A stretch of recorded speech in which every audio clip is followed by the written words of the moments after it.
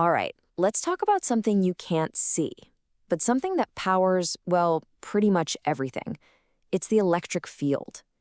And it's this fundamental, invisible architecture that literally shapes our entire universe. So, right away, that brings up a huge question, right? How do you map a force that's completely invisible?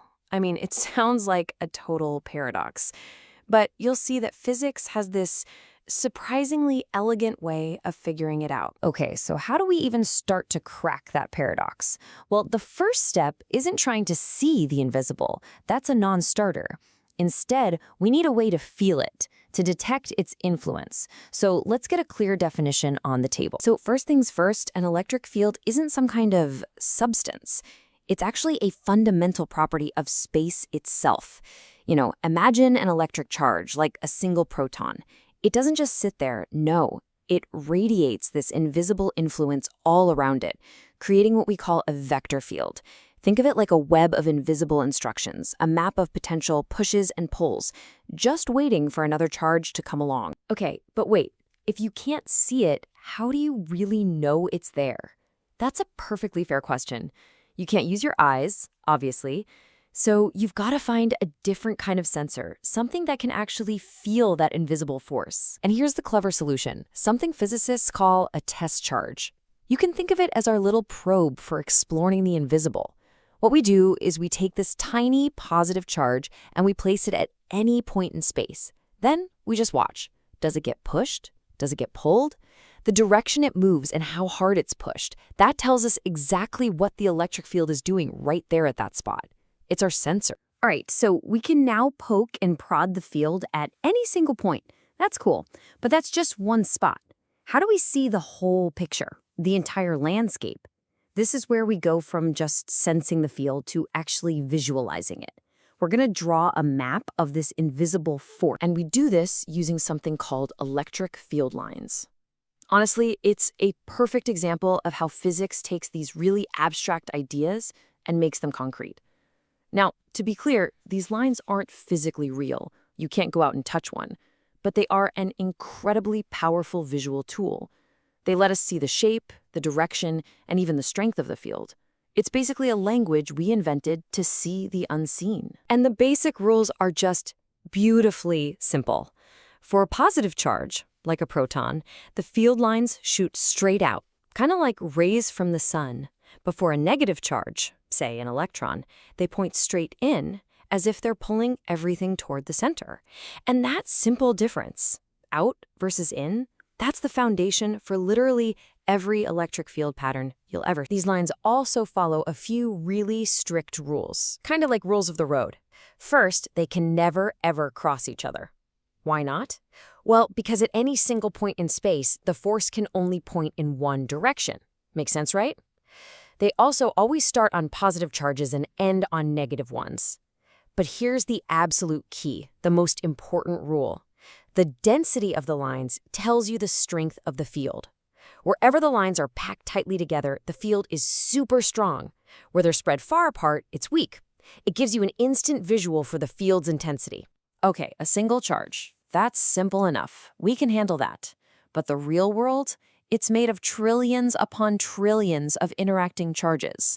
And all of a sudden, our neat, simple little model, it gets complicated. Really complicated.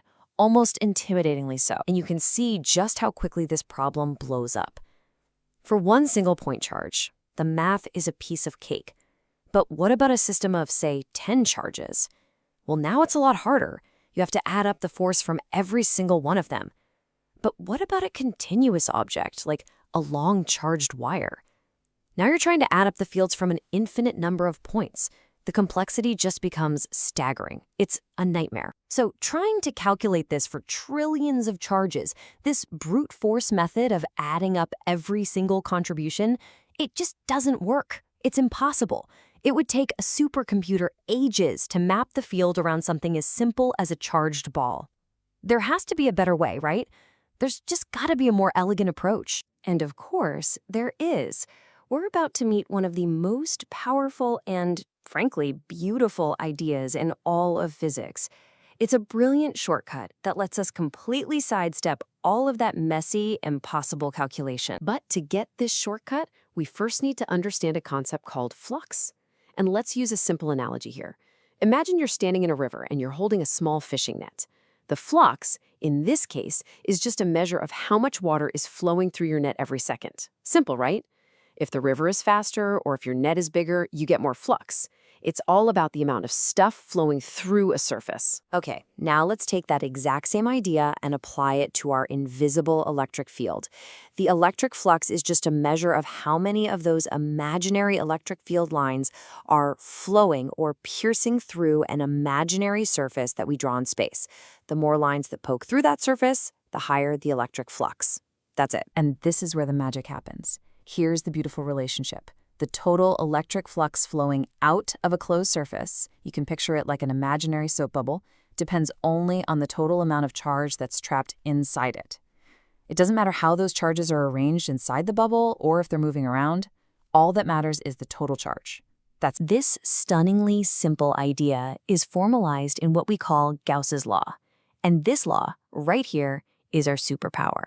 It forges this incredible link between what's happening on the inside of our imaginary surface and the field on the outside. It tells us that we can figure out the field on a surface just by knowing the total charge within it. It's a game changer. So, how does this amazing law actually help us solve those impossible problems from before? Well, there's one secret ingredient we need: symmetry. You see, when a system has a nice, clean symmetry, Gauss's law makes the calculations, well, they become almost laughably easy. And here's how it works in practice. For a big flat plane of charge, we just draw an imaginary pillbox surface that pokes through it. For a long straight wire, we use a cylinder. For a perfectly round sphere of charge, we use, you guessed it, another sphere. By cleverly choosing a shape, what we call a Gaussian surface, that matches the symmetry of the charge distribution, we can solve for the entire electric field in just a couple of simple steps. It's just so elegant. And this right here is the power of abstraction in physics. It's incredible. We don't have to sit there and add up the effects of a trillion individual charges on a wire. Nope. We just draw our imaginary cylinder, count up the total charge inside, and bam, we have the answer. We get to completely ignore all the messy, complicated details and focus only on the big picture, the total charge and the overall symmetry. And you know what? This whole idea of a field isn't just for electricity. It's a fundamental pattern in the universe. Think about gravity. A mass, like our Earth, creates a gravitational field in the space around it. The moon doesn't magically feel the Earth from across empty space. No, it feels the tug of the gravitational field right where it is. It's the same exact concept. A mass creates a field, another mass feels it. A charge creates a field, another charge feels it. It's how the universe works. So the electric field, which is governed by these incredibly elegant rules like Gauss's law, is really just one piece of this vast, invisible architecture that makes up our world. And it really makes you wonder, doesn't it? What other invisible forces, what other beautiful, simple laws are out there, shaping the reality we experience every single day? Now that is a question worth exploring.